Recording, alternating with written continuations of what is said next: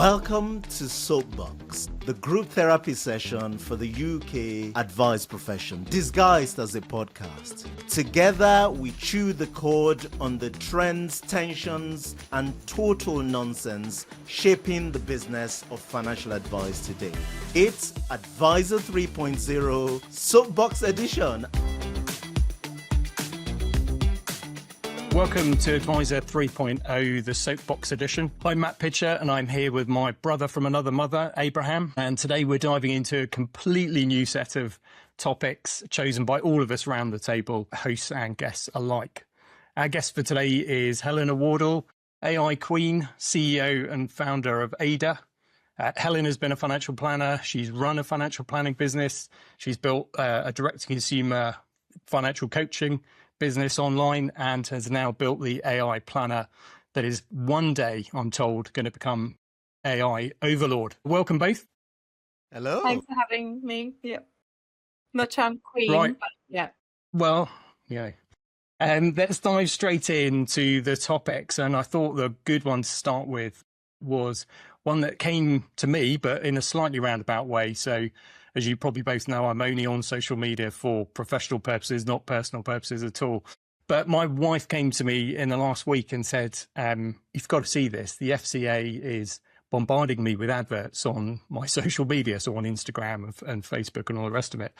And they're promoting their hype type revealer. And so I thought, well, this is interesting. I wonder what they're after my wife for. So I went in and did the FCA's hype type revealer, which is for the benefit of the audience who haven't done it, is a web-based program that runs a little bit like a WhatsApp chat where you engage and you get people trying to promote investment scams, probably a little bit of crypto, a little bit of vanilla stock market investing, using various techniques. And just what it tries to do is see how you respond to those prompts. So I thought it was interesting. I thought I'd bring it to the table for today. We've got two techies with us, so it'd be great to get a view from two technical people rather than from my point of view.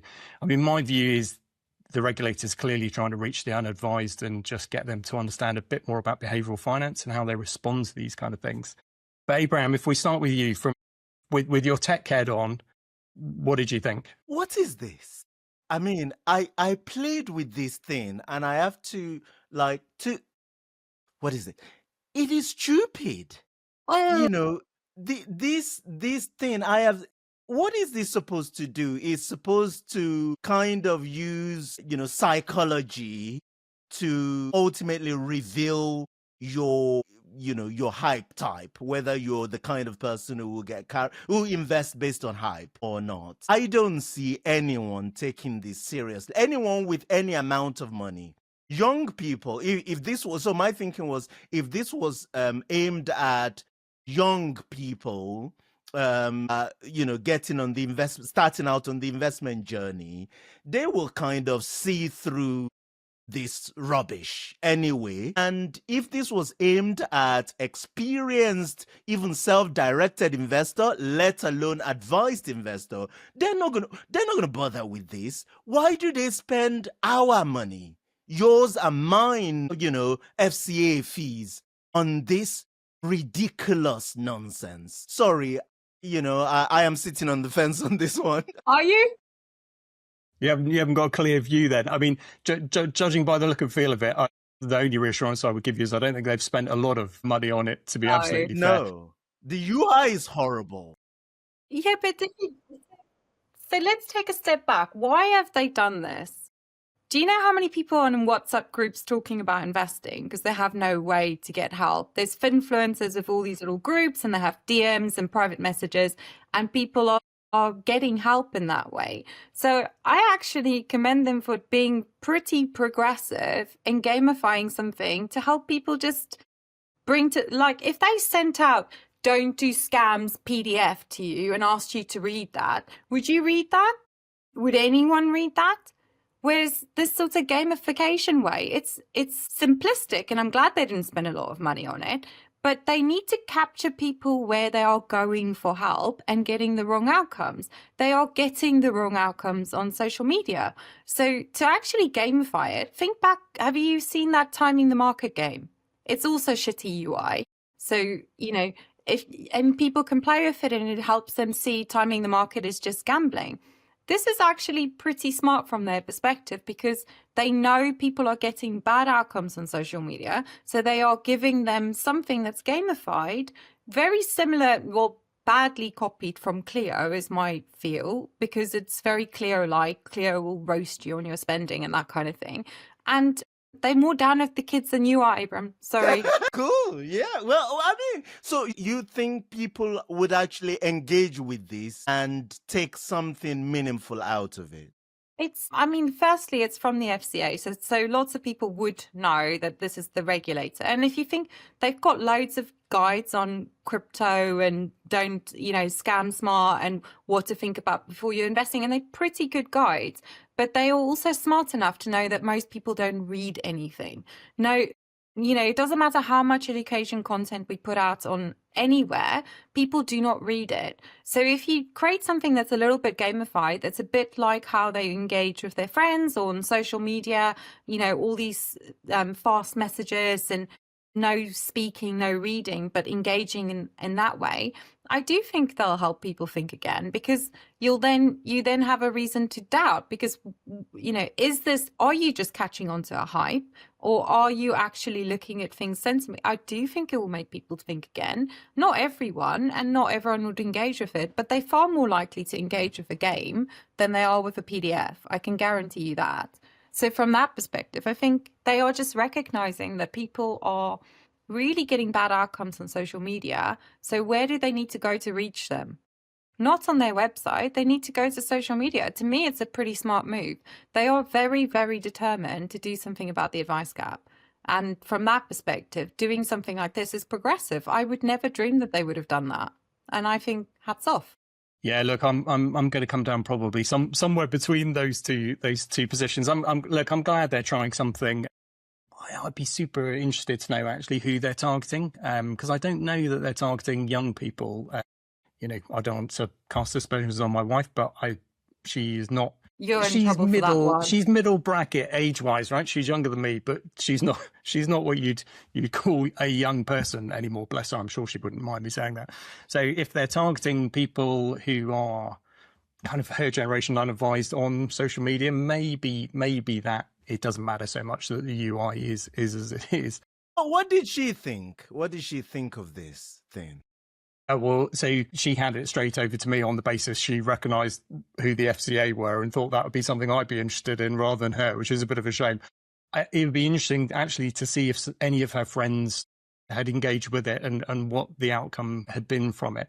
I mean, I guess, look, you've got to try these things, right? We're forever complaining that the FCA is regulating us, the good guys, and not closing down the scams. If this helps, if it stops more people being scammed, there's one less thing for us to complain about, which is going to be a good thing. Right? I mean, it's way more interesting than COBS, isn't it?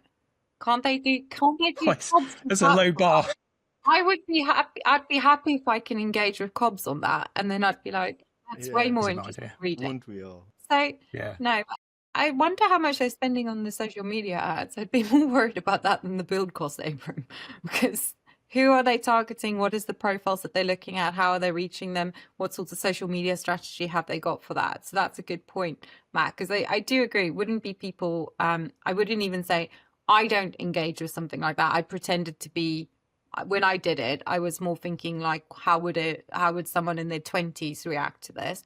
Not that I am down with the kids either, Abram, but I can at least imagine. Well, you're sadly more down with the kids than I reckon so. I think I win on that one. Yeah, because I was looking at it, I played with it twice and thinking, what is this? But we also don't put ourselves in other people's shoes. Like if they are getting, and I don't know if you both have seen some of the ads or the nonsense that's being spewed out there around money, they're getting help from that. And because, followers or reach is what gives credibility, there's nothing concrete behind it. So it's actually quite a smart way of them trying to help people see that, don't just follow what everyone says, because that is a big problem. Loads of people buy stuff or think that trading is investing. To help people understand that in a very way more engaging way, I think is very commendable. Brilliant. Well, there you go. I thought I would bring that to the table and it would provoke a response, and it did. So I'm glad I brought it. On a slightly less fun topic, maybe, but we've got to talk about it, right? Because this is topical, and between Ep.1 and Ep.2, we had a fairly major event because we had the budget from Rachel Reeves. I again volunteered this on the table. Just interested in the views of both of you, really. I mean, you're both business owners, so you're going to have a view personally. But to me, it ended up being a bit of a damp squib in the end, given all the briefings and leaks that there were beforehand, and then the fact that we actually got the budget pre-budget, so we could have a good look through. I mean, our take on it, for what it's worth, it's a lot of spending now, and actually, to be fair, some of the spending I absolutely agree with. There's plenty of serious rationale that's gone into why to spend that money, but then the taxation is deferred until later, so you're sort of balancing something up by spending now and taxing later, which to me seems odd. And there were some very odd tax raising measures in there, and some that will have a direct impact on what we're doing as financial advisors. The reduction in the relief on VCTs from 30% to 20%. I don't know whether VCTs are something either of you have been involved in, but that, I would think, probably kills that market off a bit, because you need an incentive to invest in those smaller UK companies that you get through VCTs. Salary sacrifice on pensions, that was a real hit, I think, for financial planners, albeit it doesn't come in until April 29, which is 3 or 4 months before the next election. So I'm going to quite what's going on there. I don't know. Yeah, well, I mean, over to you. I mean, Helen, are you first? What were your immediate reactions? I do think the challenge with the budget is almost not the budget, it's the hype and the run up to it, in terms of the sort of questions and uncertainty that causes, and people start imagining all sorts, and the same things come up time and time again. And really, it's not helpful as a process in itself, because it just causes uncertainty for people, because it shows a real lack of trust that the right decisions is going to be made, a lack of trust that things won't be done in a way to make it harder for everyone. And that's been my repeat feelings about the budget. It's always about, people not trusting that tax money is going to get spent well and they're going to get screwed over. That's basically the build up to it.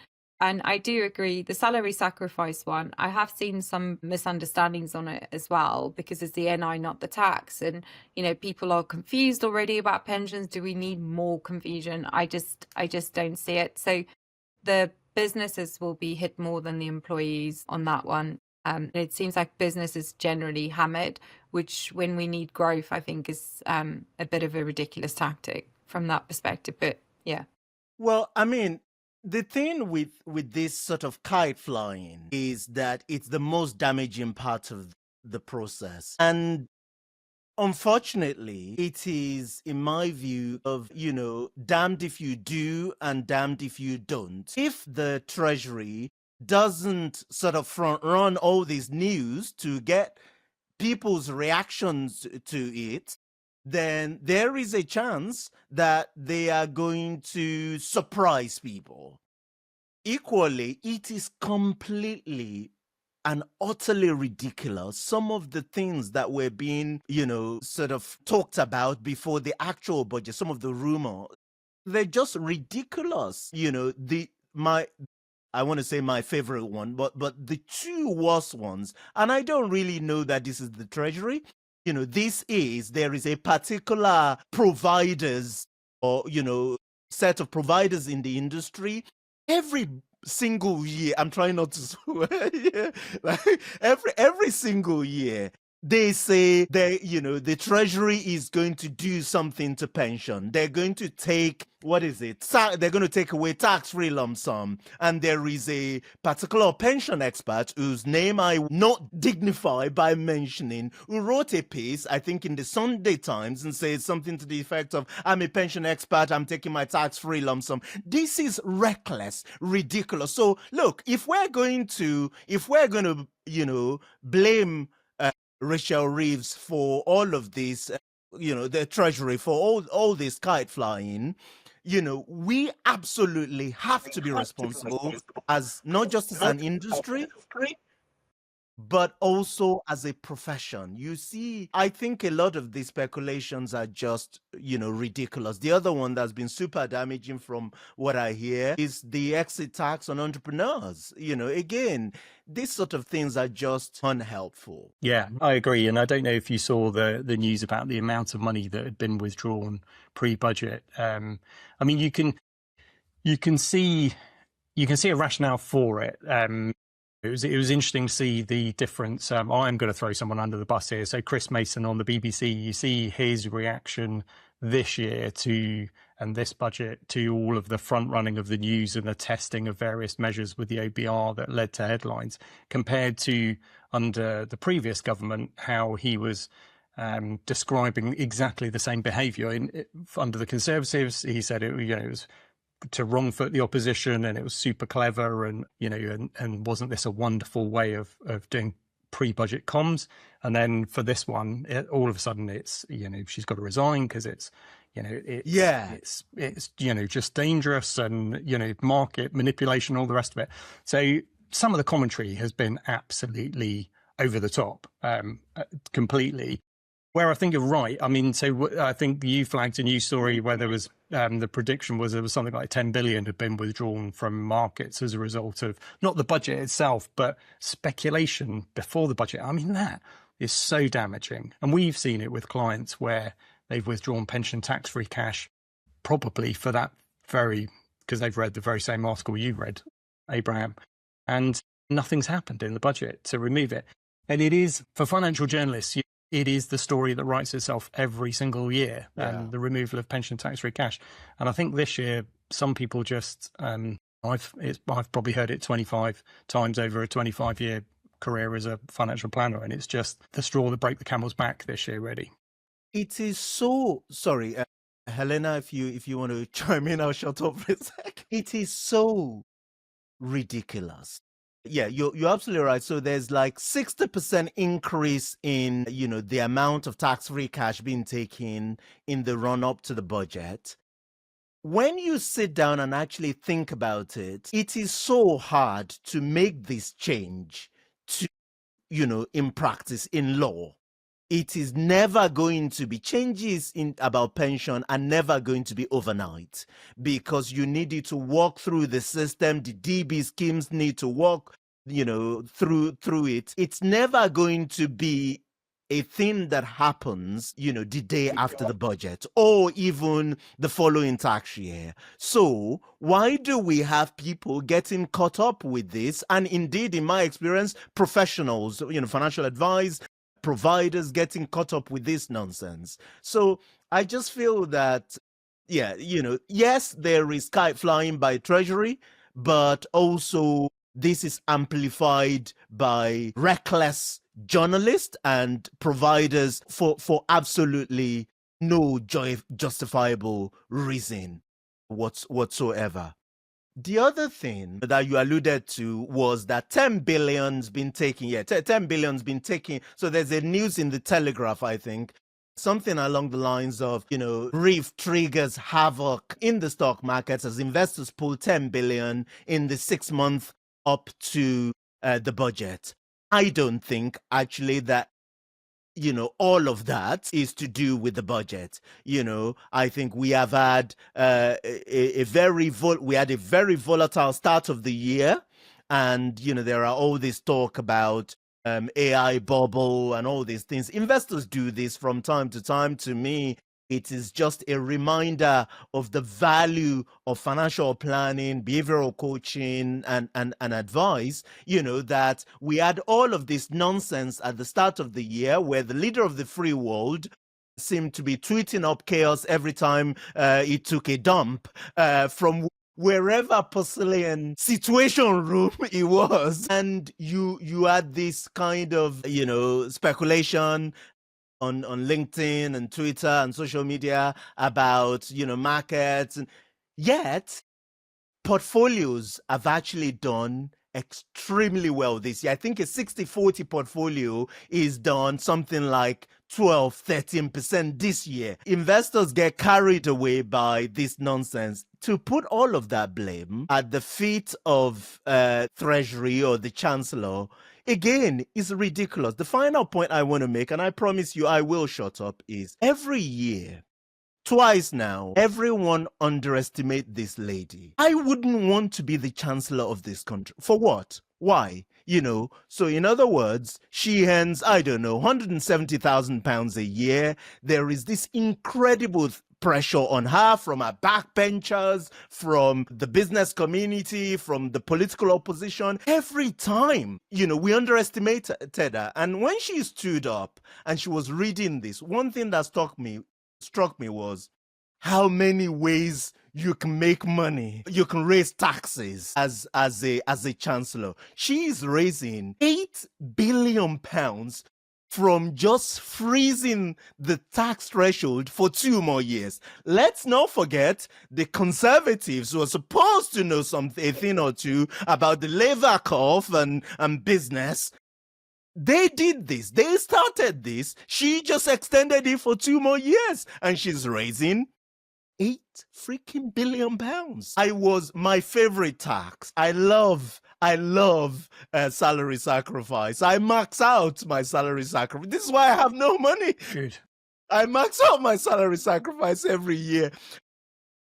I love salary sacrifice because you get 20%, 25% I work out, 15% from employer NI, and 2% from if you're a higher taxpayer. So it's like, 17%, more going into your pension, and she's going to cap this. She waits till 2027. Nine. No, 2029. Oh, That's the extraordinary 2029. thing. Yeah. You could still put £180,000 into your pension between now and when that rule comes in. Oh, actually, that's assuming that you have no carried forward allowance. You could put all your salary into salary sacrifice. But again, so between now and then, you could put a lot of money into this thing between now and then. So I think of it and think, that's bad. But actually, it's not that bad. So look, I mean, who would want this job? We've become, it's impossible to manage the pulse of this country, unfortunately, because of all these political, the different political constituencies that she has to pander to. There you go. Thank you. That was a very good budget summary. That'll get some commentary on socials. Eleanor, you were gonna come in and give him some breakfast. I really think that Abram should be running the budget game before the next budget, that we can just get on social media before and just explain all of those aspects and just let them play with that. They're more likely to listen. Yeah. Excellent. I might be less likely to drive myself nuts as well. More likely to drive myself nuts as a result of this. Abraham, you spotted something which I think is worth chatting about. Definitely worth getting Helena's view on. So there was something with a FOS and a write down. Is that right? Tell us all about that. Yes. So FOS is right. So this is news in New Model Advisor. FOS wrote down £900,000 of expenses on failed AI project. So I don't know if it's project on a failed AI project. They've written off 900. This to me is part of a larger trend in corporate world where something like there's a piece of research that shows that. So this is again an article in the Forbes that says something like 95% of AI pilots fail within large organizations. So this is research by MIT Lab, and they said despite 30 to $40 billion in enterprise investment in generative artificial intelligence, AI pilot failure is officially the norm. 95% of corporate AI initiatives show zero return. Zero. So this is the title of the paper is The State of AI in Business in 2025. And sorry, one more thing. They actually said something to the effect of any productivity gain, if there is such a thing, from using AI accrues to the individual, not to the organization. They're not seeing the impact of this in corporate productivity or on the balance sheet or P&L. So Elena, you're the woman who's chosen to, what's the word, swap the, the joy of running a financial planning firm to training AI for a living. Tell us what's going on here. So it's interesting because I first of all, I'm surprised I spent 900 grand on something that's sorting documents and understanding what documents is relevant for what case, because really it shouldn't cost that much for something that simple. But I think my view is I'm not surprised on the AI failures, because if we think about it, it's only been 3 years, really. It's super new technology. The agentic side of it is really what's lifted it for complex tasks quite a lot. But even that, I see people not really understanding the limitations of the technology, which is a big challenge. So first of all, how do you find good people that actually know what they're talking about to be able to build something for your business? How do you know you've identified the right use cases to actually build something for? Because we seem to have jumped in this AI is the solution to everything. Actually, as a technology, you're probably able to get something more reliable by using AI with deterministic code or another system to be able to do what they wanted to do in the first place, and not spend huge amount of money on consultants saying they're going to do this and that and misunderstanding it. So I think a big challenge is with AI, if you are wanting to make gains in a business that's actually going to be meaningful, you need to be very, very crystal clear on what that use case is. And what I've seen as a challenge is, I don't know if this is your same experience, but engineers will build what you tell them to build. But if you're not very clear on telling them what they need to be building, i.e. getting the actual person who's doing the job or the job that you're trying to replace, or the work, that really specific knowledge, and getting them to be able to articulate and refine that in a way that can be built, you are going to get a lot of wasted money. And you cannot build something productive or useful in AI if you do not understand the limitations. Now, one of the limitations I find super fun and really interesting that people don't get is AI is a language predictor. So by definition, it tells you what you want to hear. Yeah. You ask it something, it will tell you what you want to hear. So if you had employees that just told you what you wanted to hear, your business wouldn't actually succeed. So how do you build in the contrasting skills that you needed to have to lift what AI can do, but also reality check it, because it's not going to do things right? So I think the strategy is just, this will solve problems and this will, save a lot of money and this will create a lot of efficiencies. But we're not good enough at sort of really breaking down what that needs to be and whether AI is the right tech for it. So it could be AI combined with tools in this case. So say, for example, I was building this FOS tool, then yes, to get someone to say, I'm looking at XYZ case, I need to know the documents for it. That document search tool, I might not use AI for it because it might not be the best solution for that. But I could give AI the tool to go and fetch the documents to be able to bring that together. Does that make sense? So Yeah. AI in itself is not, it's progressed enormously, but it's not strong enough to be the tech solution on its own. It has to be combined with other stuff. And I think that's where businesses are not looking at it as, how does this fit into our ecosystem or our processes, or what is it that we actually specifically trying to do and achieve, and being able to define that in a way that will actually allow people to build it correctly. Because it does hallucinate. It will make errors. It will, those things is inherently built into the technology. You're not going to wipe that out no matter what you do. You need to be able to understand those limitations and build with that in mind, not find that a surprise at the end of spending 900. Yeah. I think you're absolutely right. It is probably it's a failure of procurement, isn't it? Probably, rather than actually deployment of the AI, which is super interesting. So Helena, just because you've built it and Abraham and I haven't, give us a sense of what AIDA does at the moment. Where have you got to with it, and keep it non-techie for me, if for no one else. So let's build on what I said around AI's weaknesses, because that's really what's driven how we've approached this. What AI can do really, really well is mimic conversations. okay, you're talking to a psychopath because it can't feel, but it mimics conversations. It can be empathetic, it can adjust, it can personalize. So from a sort of advice process, think about the conversational front end, and us using conversational AI for that.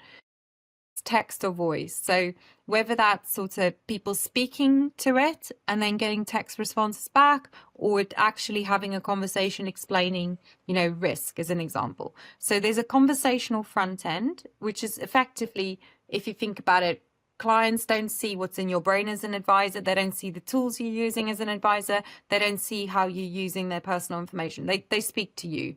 So that's the conversational front end. AI is pretty good at that. There's lots of, tweaks and things to do around it. You can change tone, you can change how it approach, you can teach it different conversational styles, but you can do a huge amount of that. But if you go into ChatGPT and, for example, say, how do I invest? It doesn't know anything about you. It knows some things, but it won't know and understand what financial details or actually, goal-based details, or what are you aiming to do? Is it the right thing for you to do? That's what we would call a fact find, but effectively it's knowing the person and responding based on that knowledge. Does that make sense? So that's the second sort of part of our system. So it's what data points are we gathering, how we gather them progressively, and how we get the model to use it. Does that make sense? So that feeds into the responses.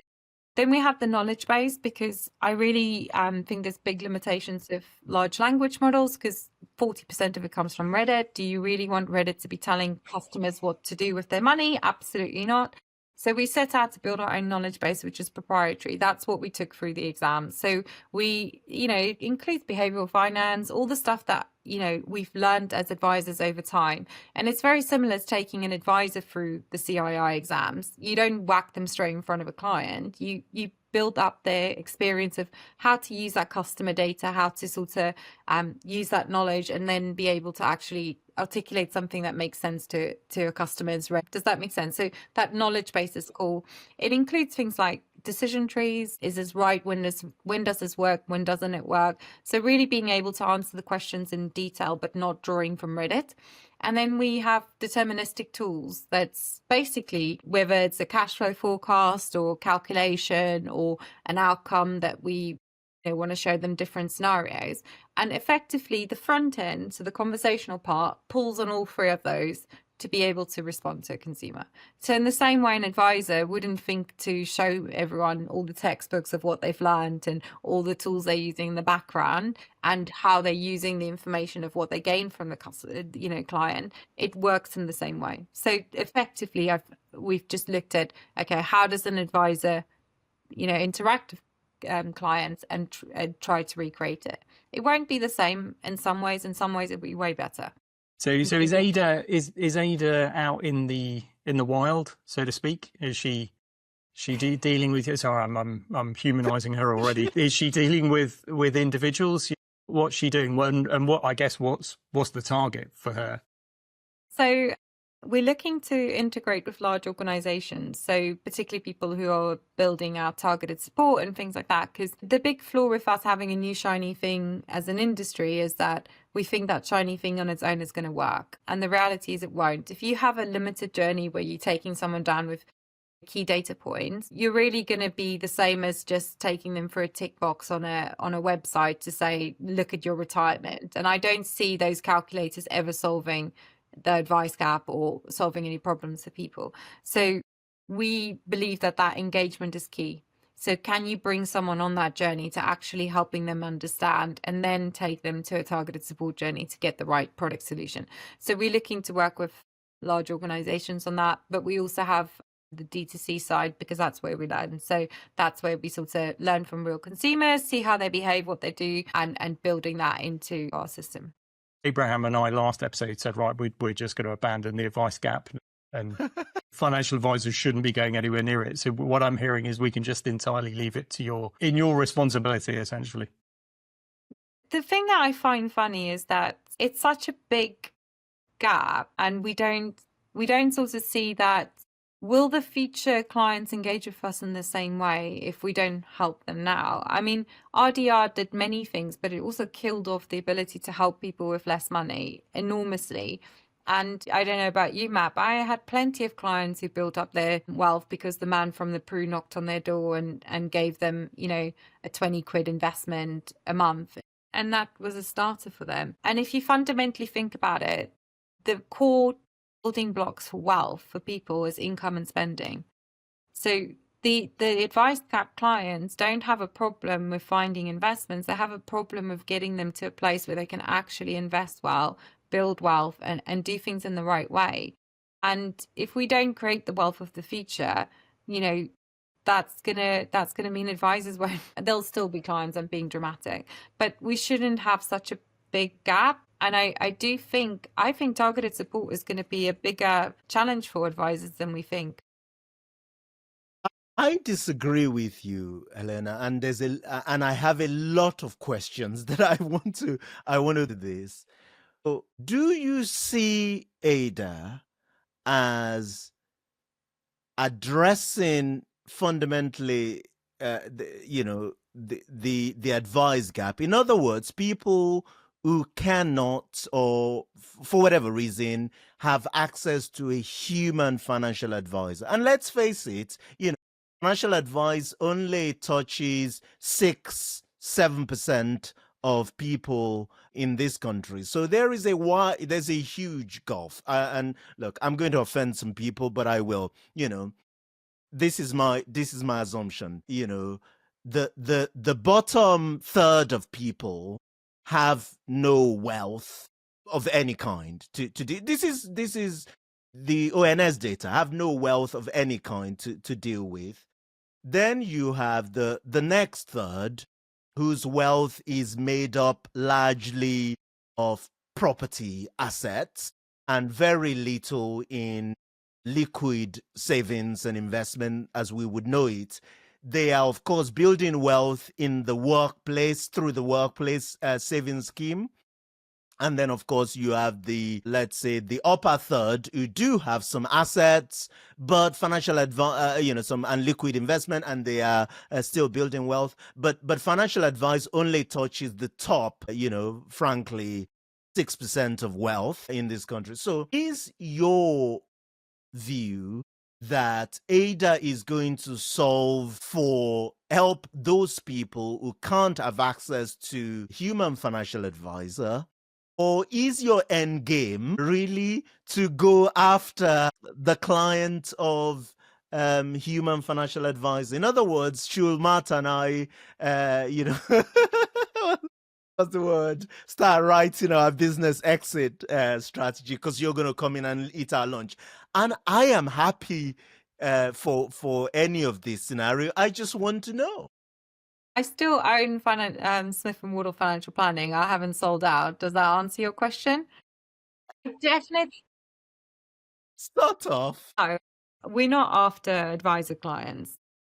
Are you just being nice? Are you just giving me the answer, a response that AI will give me because it's appealing to my bias? No, Abram, because there's always a but. So we're not going after advised clients. The market is huge. The need is huge. If you talk about building wealth in workplace, 25% of people stay in their default funds. So what opportunity cost is that for someone, because they're 20 or 30, they won't see someone until they have an oh shit moment in 55. That isn't right. We shouldn't sort of congratulate ourselves that we have this glory, pedestal that we're helping all these people, but we're screwing over tons of people who can't get access to help because they're going to influencers who's telling them to invest in crypto. That this isn't okay. What I think is a real challenge, and this is where I've thrown this question out and to obviously lose most of the room. But how do you actually think this is going to work if for the next 15 or 20 years Ada is helping customers, they build their wealth, they're getting to a nice chunky place, and somewhere they sort of seeing, okay, maybe I should sense check this with a human, but then they go and speak to a human advisor and the fees are 15, 20, 30 times more. And then they wait 5 days for an email, it takes 3 months to get something back. They've had everything instant all this time. And then they question, is it worth it? Now, I think that's going to happen in all service industries. I don't think we're unique. I think every single service industry is going to get disrupted in the same way Amazon and internet shopping disrupted retail. Like, if we sit here and say that's not going to happen, then I don't know, I'd question our intelligence, because it is going to happen, because things will move and people will adapt and they'll do things in a different way. I don't think it's the end of the human race. I don't think we all need to jack up the thought that we'll have a job and that kind of thing. I don't think it's that dramatic. But look how much our ways of communication has changed over the last 15 years. I do not take phone calls.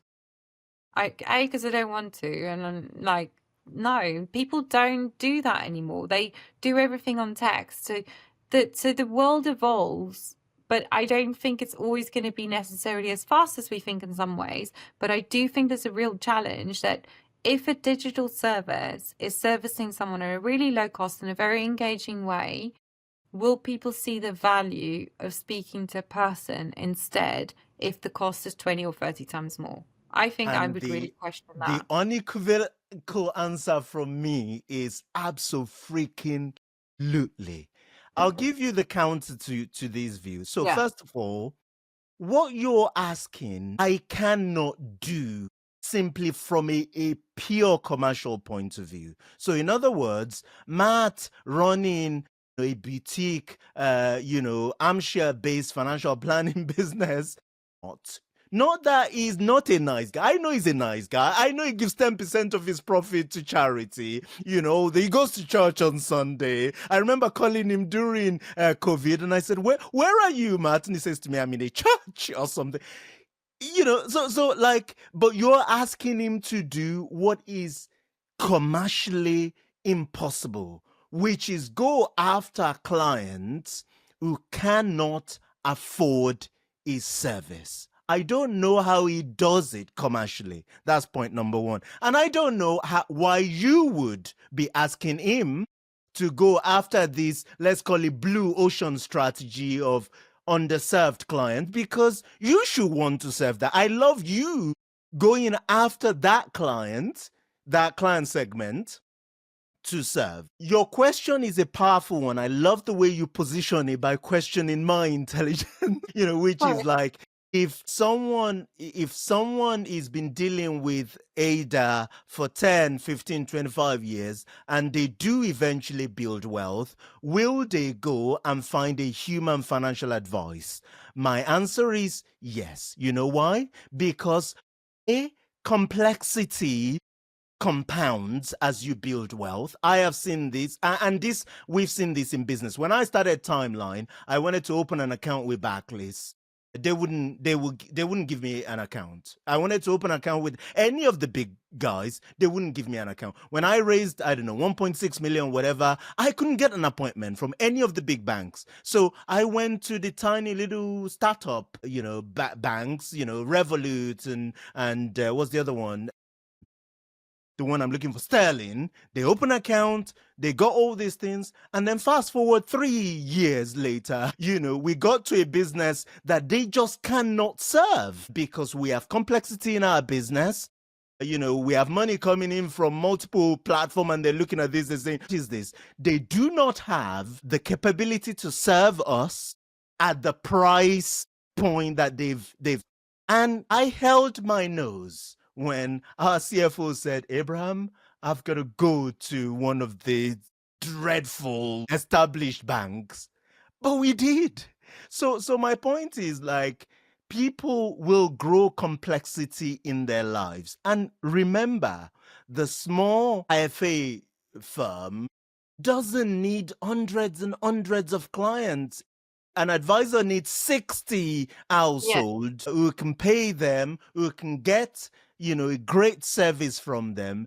Unless you are my friend Pete Matthews, there are a few others in the marketplace. I really don't know how the small advisor is going to go after this gap.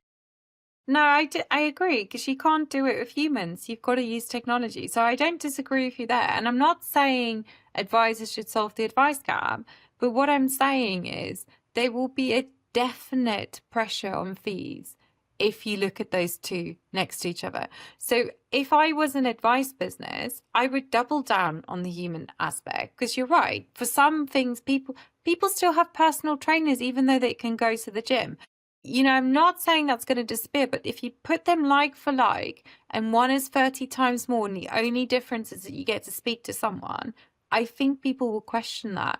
So advisors can do a lot to create efficiencies. I have not seen that trickle down into fees. Oh, absolutely. We haven't seen that. That will happen.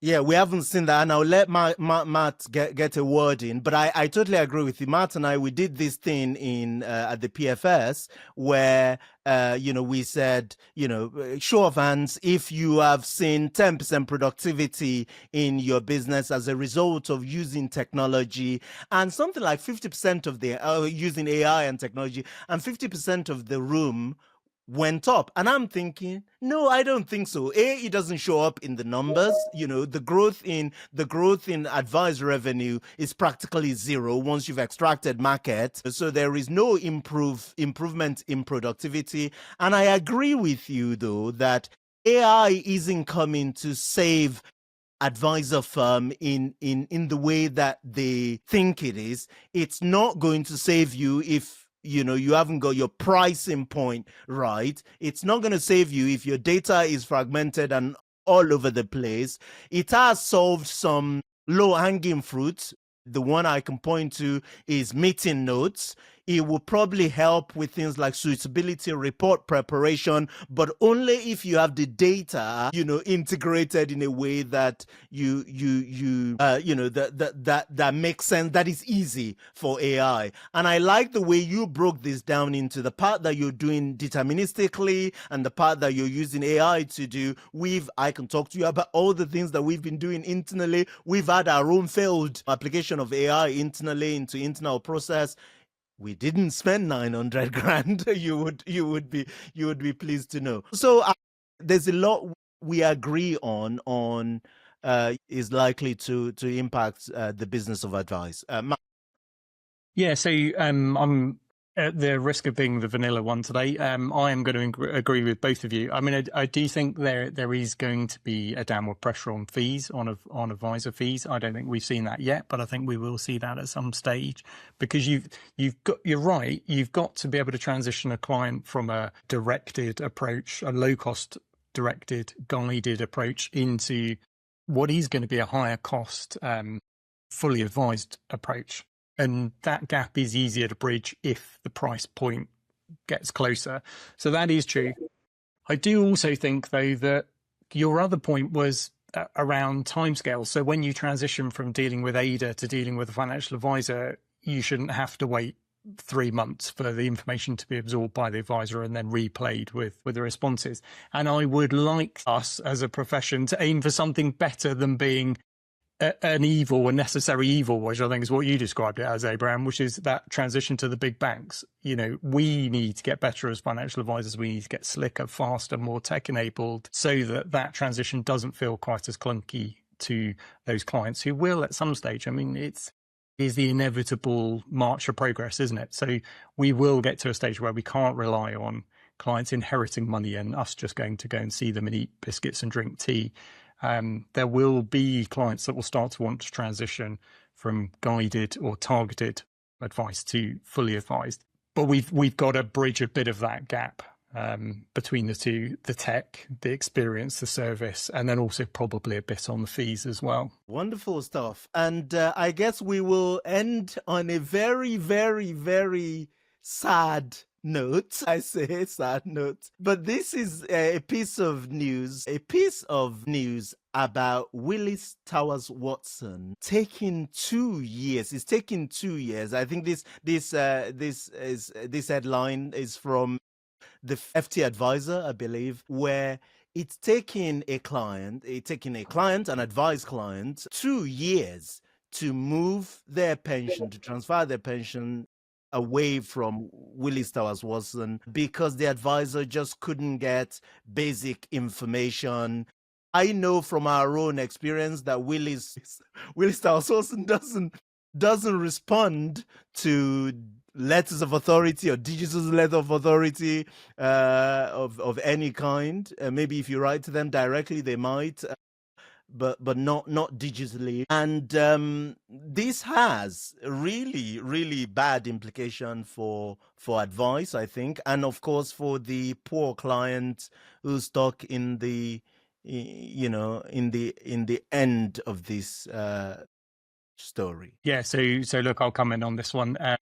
Is it a bad story to end on? I don't know. It's always good to make sure we give at least one provider a good kicking on these podcast episodes. I would say WTW are probably responsible for the transfer that's taken the longest for one of our clients. We've had ones where platforms have made errors, so it isn't exclusively in this kind of pension administrator, big occupational pension administration field, but they are incredibly hard to deal with. Absolutely. I don't know if they're doing it deliberately to slow down and prevent transfers, but their interpretation of the rules is so over the top, it's ridiculous. So we've had advised clients where WTW have insisted that they sit down with the money helper. It's money helper, isn't it? Where you have to have an interview just to make sure that you're not being scammed. And that all comes from a good place. There have been plenty of pension scams in the past. As far as I can tell from the numbers, those have reduced. And probably as a result of putting in this kind of cooling off period or this need to speak to someone to just check that you're not being scammed. But WTW they're really doubling down on this, just making the whole process as arcane and as painful as possible. And maybe I'm ascribing bad intent to a firm which doesn't have they're not an individual, so they can't have a sort of a bad moral core. Maybe it's just that they're incompetent.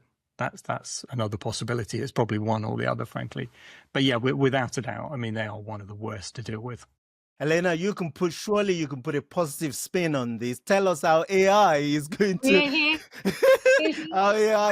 help us with with bad pension administrators and providers. Slow, painful process stuck in the 1950s. I don't know why we have.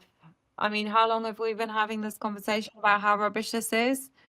And it's never been solved. Nobody gets on the LOA bandwagons because they don't want to do it. And it's loads of no, we put barriers in place for no reason and make things harder than it needs to be. And the amount of times that advisors have to apologize for providers being utterly ridiculous, they don't understand how much we screen their clients from how shit they are, to be honest. That was always the case.